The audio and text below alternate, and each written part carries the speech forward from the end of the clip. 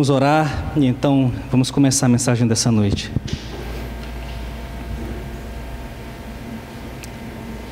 Meu Deus, eu venho a Ti em fraqueza, para que a força do Teu poder seja manifesta. Fala conosco nessa noite, fala aos nossos corações, trazendo convicção de pecados, confrontando os nossos corações, as nossas vidas, para que de fato possamos viver o verdadeiro Evangelho, para que de fato possamos negar a nós mesmos, carregar a nossa cruz e segui-lo. Ajuda-nos, Senhor, ajuda-nos em nome de Jesus. Amém. Um jovem idealista, muito entusiasmado com a sua própria vida e com a sua matrícula garantida na universidade, uma boa faculdade, comentava com um amigo: nossa, como eu estou contente, afinal de contas eu passei no vestibular desta universidade, estou muito contente, me matriculo no final deste ano. O amigo, que era crente, aproveitou a oportunidade para lhe perguntar sobre seus planos. E então ele diz: eu estou muito contente por você ter sucesso, muito contente pelo seu sucesso, mas o que você pretende fazer depois de formado? E então seu amigo, seu colega disse para ele: eu pretendo ser um médico famoso e ganhar muito dinheiro com isso. E então esse amigo crente pergunta novamente para ele: e depois, o que você pensa em fazer? E ele diz: depois eu pretendo poupar o suficiente para a minha subsistência e a subsistência da minha família. Óbvio, isso é o que nós faríamos. Mas então esse amigo crente insiste com ele e pergunta novamente: ok, mas e depois? E então esse amigo diz: bem, depois eu quero ter uma aposentadoria muito boa, que me deixe viver despreocupado. Então o amigo crente disse: olha, isso é muito legal. Mas ele foi um pouco mais além e disse: e depois? Tornou perguntar o crente. Aí nesse momento esse colega, esse amigo disse: depois da aposentadoria, eu não sei mais o que fazer. Agora o jovem não acha mais resposta, porque todos os seus planos eram para esta vida. Isso é algo muito comum em nossos dias. Falamos sobre nossa vida acadêmica e profissional, como se houvesse uma dicotomia radical, uma separação radical entre o secular e sagrado, entre as coisas de Deus e as coisas do mundo. Ouvimos verdades espirituais, mas elas parecem pouco ter a ver com a nossa vida cotidiana. É como se a igreja, ou na igreja, o lema fosse: sei estar contente em qualquer situação, seja na escassez, seja na fartura, eu sei estar contente. Mas quando saímos para fora do templo, o nosso lema passa a ser carpe diem, aproveite o dia, porque afinal de contas você não sabe o que vai acontecer no futuro. Eu digo na igreja: sei que Deus é soberano, afinal de contas nós somos cristãos, nós cremos nisso. Saímos da igreja e então começamos a viver tão preocupados com o daqui a pouco e com o amanhã, que não sabemos necessariamente o que é que pode acontecer, e ficamos desesperados. Jesus, ele trata de algo muito semelhante nos evangelhos, e eu gostaria de poder expor um texto que trabalha justamente essa temática e um pouco mais, que está em Lucas capítulo 12, dos versículos 13 ao 21, e eu gostaria de convidá-los a abrir juntamente comigo nesse texto. Lucas capítulo 12, versículo 13.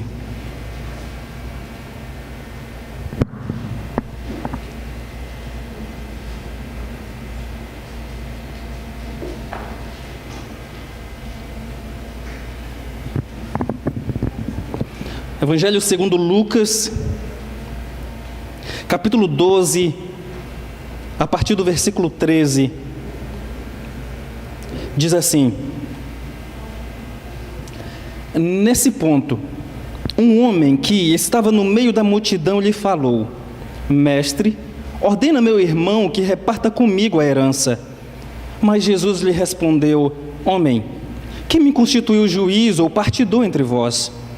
Então lhes recomendou: Tende cuidado e guardai-vos de toda e qualquer avareza, porque a vida de um homem não consiste na abundância dos bens que ele possui. E lhes proferiu ainda uma parábola, dizendo: O campo de um homem rico produziu com abundância. E arrazoava consigo mesmo, dizendo: Que farei? Pois não tenho onde recolher os meus frutos. E disse: Farei isto: destruirei os meus celeiros, reconstruí-los-ei maiores, e aí recolherei todo o meu produto e todos os meus bens. Então direi à minha alma: Tens em depósito muitos bens para muitos anos. Descansa, come, bebe e regala-te. Mas Deus lhe disse: Louco, esta noite te pedirão a tua alma, e o que tens preparado, para quem será?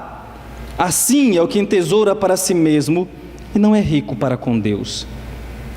Esse texto é interessante porque no capítulo 12, Jesus começa no momento em que se aglomera uma grande multidão para ouvi-lo, e Jesus então começa a falar, principalmente a tratar dos fariseus e da hipocrisia dos fariseus. E Jesus começa a falar de verdades eternas aqui, de verdades muito importantes para nós e para os seus discípulos.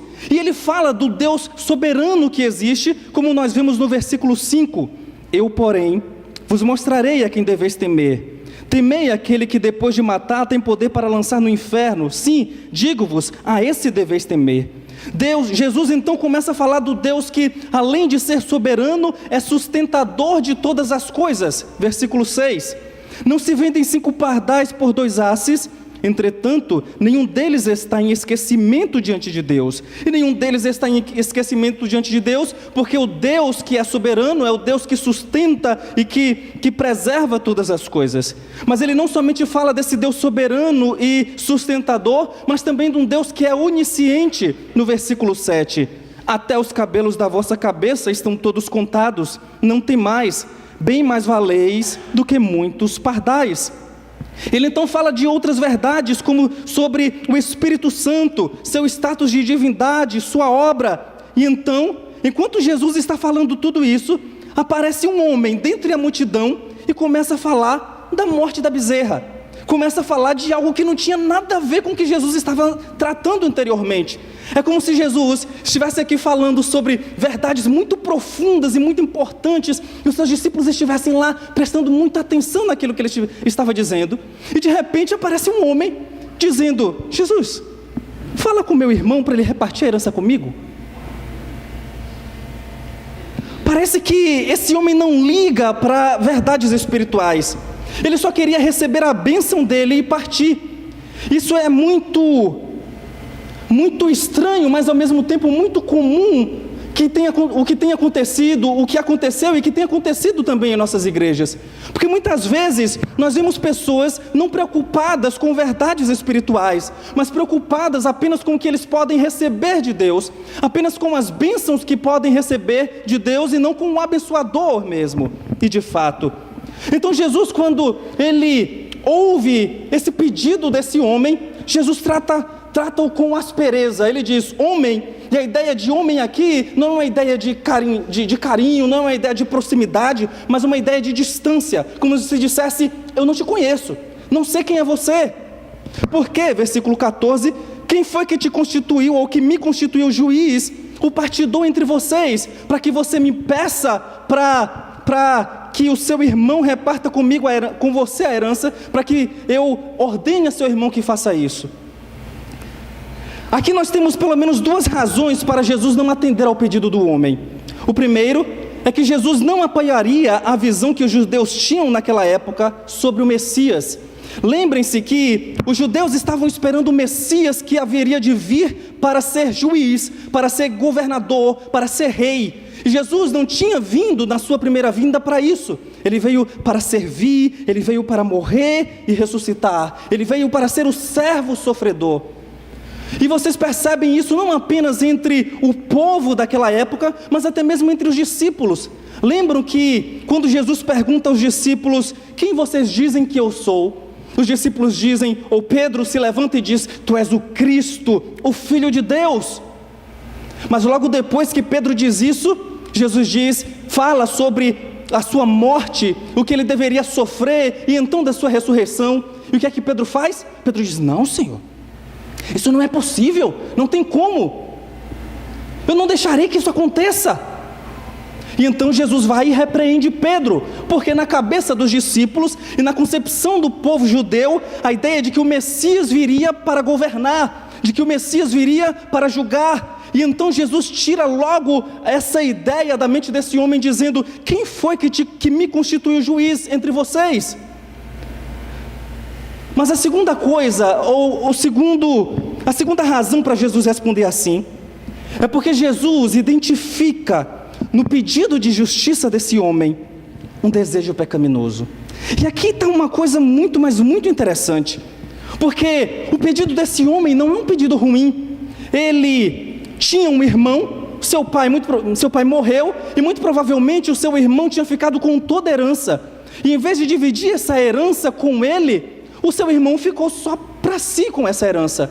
E então, esse homem, pensando de Jesus como um rabi, como um mestre, em que era acostumado para os rabis fazerem isso, serem juízes e partidores, e quanto mais um rabi que possivelmente parecia ser o Messias, ele vai até Jesus, pedindo que Jesus o atendesse nesse sentido. Mas, apesar de esse pedido parecer inocente, Jesus identifica aqui um desejo, uma motivação pecaminosa. Perceba que o pedido em si não parece ser um problema, mas é o pedido por justiça por seu irmão, querer toda a herança para si. Esse é o pedido dele. Mas é na aparência de algo bom que Jesus identifica a motivação daquele homem e a corrige. Nós, muitas vezes, costumamos fazer isso, e costumamos não ser atendidos quando pedimos a Deus algumas coisas. Quando oramos de determinado modo, ou oramos por determinadas coisas, e que parece que Jesus não está ouvindo, ou que Jesus não vai responder. Muitas vezes, irmãos, muitas vezes é possível que Jesus não esteja atendendo pedidos ou nossos pedidos, porque Ele encontra por trás desse pedido, que parece ser algo bom, um desejo pecaminoso, uma motivação pecaminosa. Tiago, ele vai falar um pouco sobre isso, em Tiago capítulo 4, e eu peço aos irmãos que me acompanhem, Tiago capítulo 4, do versículo 1 ao 3.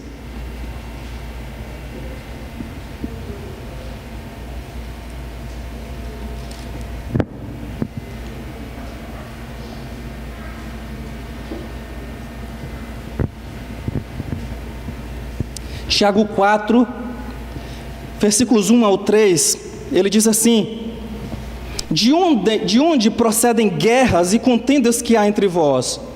De onde, senão dos prazeres que militam na vossa carne? Cobiçais e nada tendes, matais e invejais e nada podeis obter, viveis a lutar e a fazer guerras, nada tendes porque não pedis. Pedis e não recebeis, porque pedis mal, para esbanjardes em vossos prazeres. Qual é a ideia aqui? A ideia é que Tiago está mostrando que muitas de nossas orações não são atendidas por causa de ídolos de nossos corações, por causa de ídolos dos nossos corações. Então muitas vezes estamos pedindo a Deus, e é interessante porque a oração é uma das maneiras que nós podemos identificar o que realmente nós temos estimado. E é por isso que muitas vezes, é por isso que Tiago está colocando aqui, que a ideia de que nós pedimos e não recebemos, é porque temos pedido para gastarmos em nossos próprios deleites, nós temos pedido para satisfazer os nossos próprios desejos, e não tem nada a ver com Deus, não tem nada a ver com a pessoa de Cristo, com a pessoa de Deus, mas tem a ver conosco mesmos. Não estamos falando, percebam, não estamos falando de coisas ruins aqui, estamos falando de coisas boas. Esse homem não estava pedindo algo ruim, estava pedindo algo bom. É na oração que muitas vezes fazemos dela, ou fazemos desses pedidos algo bom, mas Jesus, Ele sonda nosso coração para perceber o que muitas vezes não percebemos ao pedir. Quando nós olhamos o versículo 15, nós percebemos Jesus expondo o coração então desse homem. Versículo 15 de Lucas capítulo 12. Então lhes recomendou: tende cuidado e guardai-vos de toda e qualquer avareza, porque a vida de um homem não consiste na abundância dos bens que ele possui. Qual é a ideia? É a ideia de que o ser humano não obtém sua vida da posse, por maior que ela seja. A ideia de Jesus é: você está me pedindo para falar com seu irmão, para que ele divida com você a herança. Mas o que está passando por trás do seu coração é que você está baseando a sua vida em posses. Você acha e você tem moldado a sua identidade naquilo que você tem. E isso tem moldado as posses, o desejo dessa herança tem moldado a maneira de você ver o mundo, de você ver a vida. E é por isso que Jesus trata esse homem dessa maneira, dizendo: o homem, o ser humano não obtém a sua vida da posse, por maior que ela seja. Isso era o que aquele homem mais estimava. E perceba que também era o que parecia moldar a sua vida, sua identidade, quando Jesus diz que a vida não consiste disso. E aqui, irmãos, jaz um grande perigo. A ideia de achar que somente quando tiver isso ou aquilo na vida, você será realmente pleno e satisfeito. E muitas de nossas orações, às vezes, se baseiam nisso. Meu Deus, eu quero isso, eu quero aquilo, porque se eu não ter isso, se eu não ter aquilo, eu não vou ser feliz. Se eu não ter essa bênção, se eu não ter essa coisa que eu tenho pedido tanto, eu não vou ser pleno na minha vida.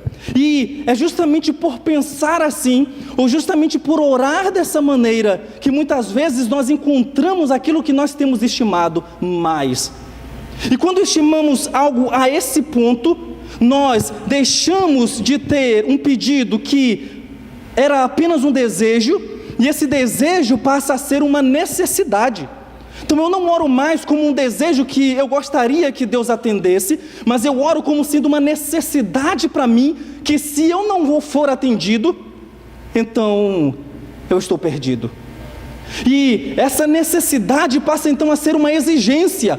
Eu não somente transformo esse desejo numa necessidade, mas eu quero porque quero que Deus me atenda. Eu exijo que Deus faça isso por mim, que Deus me abençoe dessa maneira, ou que Deus faça daquela outra maneira, porque senão eu não serei feliz.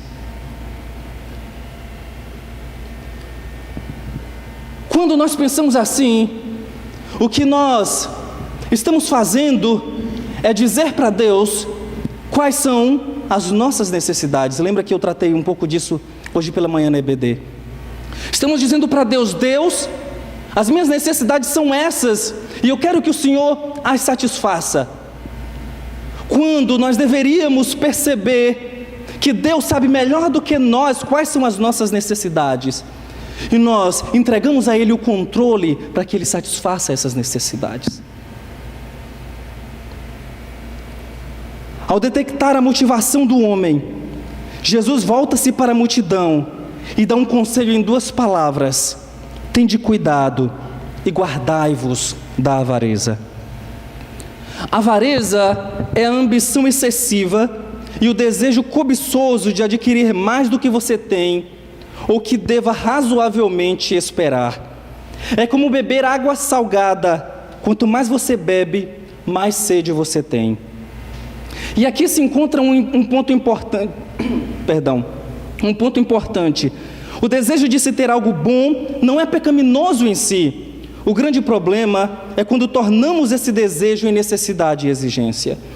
Ele passa a nos governar e nos enganar, porque ao acharmos que estamos fazendo algo bom, já transformamos o desejo em avareza, qualquer que seja ele: dinheiro, poder, conhecimento, prazer, reputação e tantos outros. Assim, o problema não é em ter mais, o problema é em estar descontente com o que você tem. O problema não é ter riqueza, mas o que você faz com ela. Não é uma questão de quantidade, mas de atitude. E quando Jesus fala de toda e qualquer avareza, precisamos fazer ainda mais uma pergunta: você está lutando contra a nova avareza? E o que eu quero dizer com isso? Carlos, e aqui é um nome fictício, não se sinta constrangido se seu nome for Carlos. Carlos está no restaurante com seu amigo. Ele se senta por um momento e seus pensamentos o estão puxando em várias direções. Eu preciso atualizar meus e-mails. Eu preciso responder a mensagem daquele grupo no WhatsApp. Eu preciso ver quantas curtidas eu recebi daquela última postagem no Facebook. Ou eu preciso ver os próximos comentários da minha foto no Instagram. Carlos não percebe, mas sua avareza mostra que ele está confiando em riquezas incertas e não em Deus. E isso tem tirado Carlos do seu comodismo, tem tirado Carlos da sua vida real e trazido estresse para ele. Esse estresse dá a ilusão de que ele não tem tempo para os outros, que ele não tem o bastante, quando ele na verdade já tem tudo que ele precisa. Ele precisa de mais reconhecimento, de mais admiração, de mais isso, de mais aquilo, é o que Carlos pensa, quando de fato o que ele precisa é de contentamento. E é justamente aqui, tendo isso em mente, que Jesus conta a parábola do avarento. Ele fala de um homem que era muito rico, mas muito rico em que ele tinha um campo, e essa ideia de campo é como se fosse uma grande fazenda. Mas ele tinha tanta coisa, mas tanta coisa, que ele não sabia mais o que fazer com isso. E então ele se pergunta, versículo 17, onde eu posso colocar os meus frutos? Ou qual lugar eu posso recolher os meus frutos? Então ele pensa, ok, já tive uma ideia. Eu vou destruir os celeiros que eu tenho e vou reconstruí-los ainda maiores, para que eu possa colocar os meus frutos ali e então ter grande abastança para a vida toda. E então eu vou poder dizer à minha alma: alma, descansa, come, bebe e regala-te, porque afinal de contas você já tem tudo o que precisa, minha alma. Quando a gente olha para essa parábola, a gente percebe algumas coisas muito interessantes. A primeira é que esse homem, ele queria mais bens sem considerar ajudar os outros. Ele simplesmente se esqueceu dos outros. Se ele tinha família, você sequer ouve ele falar alguma coisa acerca de seus familiares. Ele se esqueceu dos outros. Mas segundo, esse homem queria mais bens, mais coisas, independente de Deus. Perceba que só nos versículos 18 e 19, você encontra mais de 5 eus e 4 meus. Versículo 18, eu farei isto, eu destruirei os meus celeiros, eu reconstruí-los-ei maiores, e ainda eu recolherei todo o meu produto e todos os meus bens, meu produto, meus bens. E então eu vou dizer à minha alma, ele sequer conversava com a sua esposa, se é que ele tinha, ou com alguém da sua família, ele vai dizer a si mesmo, porque ele está tão centrado em si, que ele não consegue perceber os outros à sua volta. E então ele diz, eu vou dizer à minha alma, descansa alma, come, bebe e folga-te, porque é isso que você precisa. Vamos viver o hoje e vamos esquecer das coisas para depois, vamos pensar nelas depois. A Bíblia chama a avareza de idolatria em Efésios 5:5, porque o que você mais quer, o que você mais deseja, se torna seu Deus. É aquilo que você mais estima, é onde seu coração está descansando, é onde seu coração está confiando. É por isso que muitas vezes há um perigo nas orações que fazemos, e é justamente nas orações que nós podemos perceber se estamos de fato adorando a Deus, ou se estamos cultivando dentro dele algum ídolo. Por quê? Porque é na oração que eu percebo aquilo que eu mais quero, aquilo que eu mais desejo, aquilo que eu estou mais motivado a ter, e que eu desejo de todo o coração que Deus me dê, que Deus me conceda. Até que o momento de se encontrar com Deus chega para esse homem. E aqui foi a terceira coisa que ele se esqueceu. Ele se esqueceu dos outros, ele se esqueceu de Deus, e ele se esqueceu que sua vida é passageira. Ele olhava para o futuro e dizia, eu vou ter tudo do bom e do melhor, e vou viver essa vida do jeito que eu quiser. Mas ele esqueceu que a sua vida é como um sopro. E aí nos faz lembrar novamente de Eclesiastes. Lembra que em Eclesiastes o pregador ele fala de alguns temas muito importantes, e ele faz um contraste daquelas pessoas que estão vivendo debaixo do sol e daquelas pessoas que estão vivendo numa perspectiva eterna. E todo o livro de Eclesiastes é tratar sobre aquelas pessoas ou sobre a própria vida debaixo do sol, a própria vida debaixo de uma perspectiva do aqui e do agora, de uma perspectiva que não seja eterna e que não leve Deus em consideração. E um dos temas que o pregador trabalha, que Salomão trabalha, é sobre o trabalho. E ele diz: vaidade de vaidades, diz o pregador, tudo é vaidade, ou seja, sem sentido, fútil e passageiro, é tudo passageiro, porque você trabalha, você cultiva os seus bens, você recebe o produto daquilo que você trabalhou, mas no final das contas você morre e deixa tudo aí para os outros. Você morre e não leva nada do que você cultivou. E muitas vezes você trabalha e o que você cultivou acaba ficando para outros que sequer é de sua família. E então ele entra numa angústia. Ele começa a dizer: passageiro, fútil, sem sentido. É tudo sem sentido. Gostaria de trazer algumas aplicações para a gente, baseado no que a gente viu desse texto. A primeira delas é que uma prática correta vem de um ensino correto. Há uma tendência muito grande, irmãos, em nossos dias para o pragmatismo. É aquela ideia de que não me interessam os detalhes, eu quero saber se funciona. Ou então é aquela ideia de: o que é que eu vou ganhar com isso? O que é que tem para mim com tudo isso? Era a ideia basicamente do homem que a gente viu. Jesus estava falando de verdades eternas. Jesus estava falando de coisas espirituais. Estava mostrando a importância de entender que Deus e de crer que Deus é soberano sobre todas as coisas, mas que também é sustentador de todas as coisas. Ele não somente cria e deixa sua criação ao léu por si mesmo, mas Ele cria e sustenta todas as coisas ao ponto de Ele saber até os fios de cabelo que temos. Mas então chega esse homem, e como se ele não tivesse ouvindo nada do que Jesus estava falando, ele diz: Jesus, resolve meu problema e aí me deixa ir para casa. É verdade que uma ênfase puramente em conceitos e ideias é um extremo que deve ser evitado, mas eu não posso com isso desprezar o ensino, porque é através dele que eu aprendo a viver corretamente na prática. Uma prática correta requer um ensino correto. E quando eu desprezo o ensino correto, eu vou viver uma prática muito arbitrária.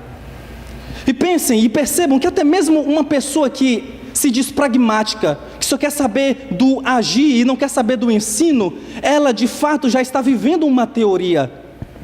Não tem como você viver sem uma teoria, sem uma ideia ou sem conceitos, sem pressupostos. Preste atenção no que você pede a Deus. Esse é o nosso segundo ponto. Preste atenção no que você pede a Deus. Aí pode estar aquilo que você realmente adora, porque você pode estar orando, mas com isso você pode estar usando Deus como um meio para receber o que realmente quer. Muitas vezes Deus não nos concede coisas ou bênçãos, porque Ele sabe que se Ele der, nós vamos desviar o nosso coração. A oração, ela não muda Deus. Pelo contrário, ela me muda.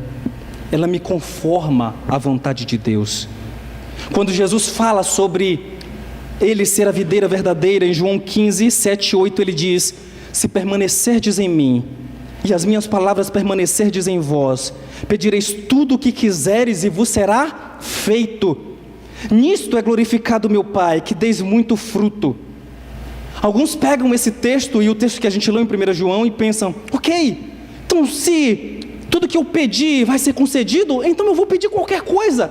Vou pedir várias bênçãos para mim e Deus vai me conceder, porque o texto está dizendo que tudo que eu pedir vai ser feito. Mas a ideia é que se você estiver de fato na videira, produzindo fruto, aquilo que você mais quer vai ser dar fruto. Aquilo que você mais quer vai ser viver em obediência. Aquilo que você mais quer vai ser fazer a vontade de Deus. Então, na minha oração, eu sei que eu posso querer alguma bênção, mas eu sei ainda mais que a vontade de Deus é boa, perfeita e agradável. E eu quero que a minha vida seja moldada de acordo com a vontade de Deus. Terceiro, tende cuidado e guardai-vos da avareza. É o que Jesus nos ensina e é o que Jesus nos alerta nesse texto. Um dos problemas com a avareza é que ela sempre quer ter mais para você se sentir seguro.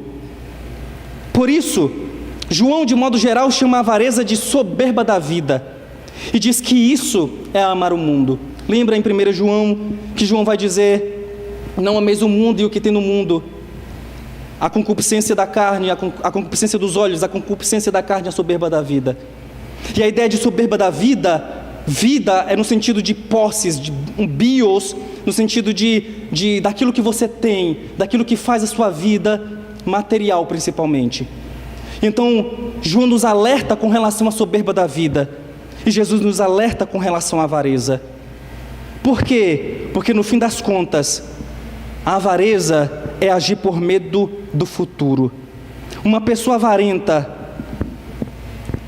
é uma pessoa ansiosa, porque sabe que o que a deixa confortável é instável, é passageiro, e a traça pode corroer a qualquer momento, ou um ladrão pode levar a qualquer hora.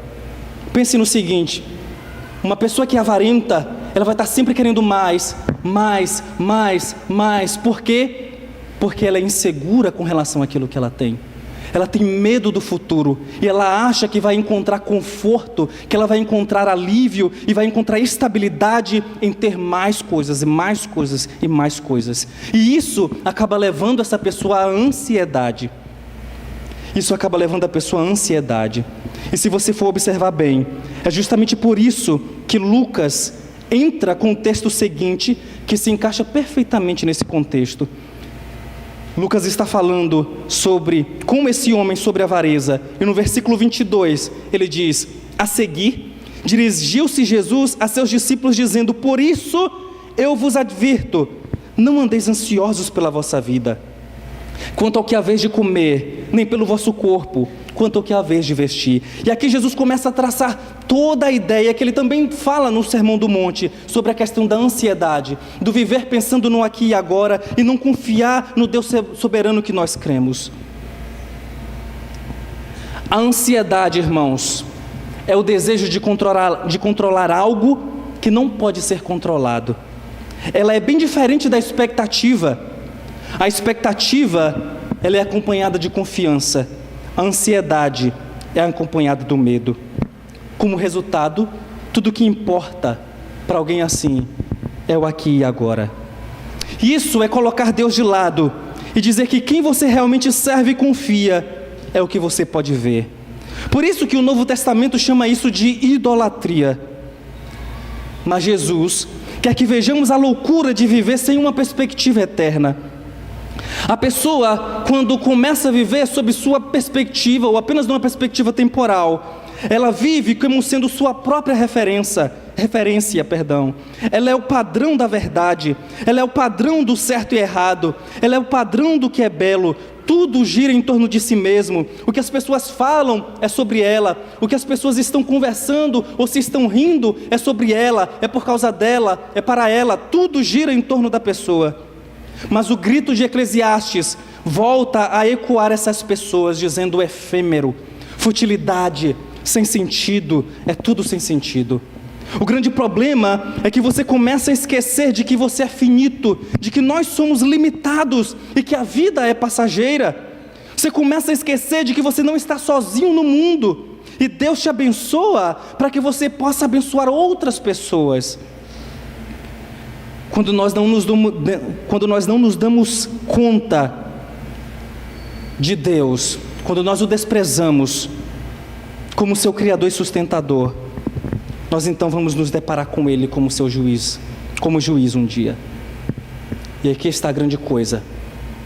Aquele homem desprezava Deus como seu Criador, desprezava Deus como seu sustentador, e ele um dia ia se deparar com Deus como juiz. É por isso que Jesus fala: louco, esta noite pedirão a tua alma, e o que você tem preparado para quem será? Irmãos, nós vamos continuar vivendo nossas vidas, vamos continuar pensando no futuro e fazendo planos. Isso não é ruim, de modo nenhum. Mas todas as vezes em que você fizer seus planos, não ache que, ou não pense, ou não faça seus planos pensando apenas no aqui e agora. Lembre-se de que Deus, Ele vai pedir contas daquilo que você faz. Opa! Ele vai pedir contas daquilo que você faz. A pergunta de Jesus, ela continua ecoando para nós hoje. Louco, esta noite vão pedir a sua alma, e o que você tem preparado para quem vai ser? O que é que você tem feito para Deus? O que é que você tem feito? Você tem pensado e agido numa perspectiva eterna? Ou você tem pensado apenas no aqui e agora? Não estou dizendo, e aqui é um ponto muito importante, não estou dizendo que pensar nas coisas do aqui e agora são ruins. Mas o grande ponto é quando você coloca isso como sendo mais importante e esquece de olhar a vida sob uma perspectiva eterna. Nós estamos numa história, nós estamos fazendo parte de uma grande história, da história da salvação. E nessa história, nós estamos nesse momento, nesse lugar. E o que nós estamos fazendo para Deus? Ou o que você tem feito para quem é? Pode ser para você mesmo, pode ser para sua própria família, mas um dia você vai ter que se deparar com essa pergunta, e você vai ter que responder: aquilo que você tem preparado para quem vai ser, para quem será? Vamos orar. Senhor, obrigado por Tua palavra, obrigado por nos ensinar que muitas de nossas orações, elas têm motivações pecaminosas, porque nessas orações nós muitas vezes desejamos coisas, desejamos ter, desejamos e queremos coisas que estimamos mais do que qualquer outra coisa na vida. Nós te pedimos, Senhor, que o Senhor nos ajude, abra os nossos olhos para que possamos perceber se temos estimado mais as coisas do que o Senhor, estimado mais as bênçãos do que o abençoador. E oramos para que o Senhor nos dê arrependimento e fé, para que possamos olhar para Cristo e tê-lo como prioridade em nossas vidas. Ajuda-nos, Senhor, ajuda-nos a deixar de mão a avareza, o desejo por mais, que nos torna inseguros e instáveis, e a confiar no Deus que controla tudo e todas as coisas, que por isso está regendo a história de acordo com a sua boa, perfeita e agradável vontade. Em nome de Jesus nós te agradecemos. Amém.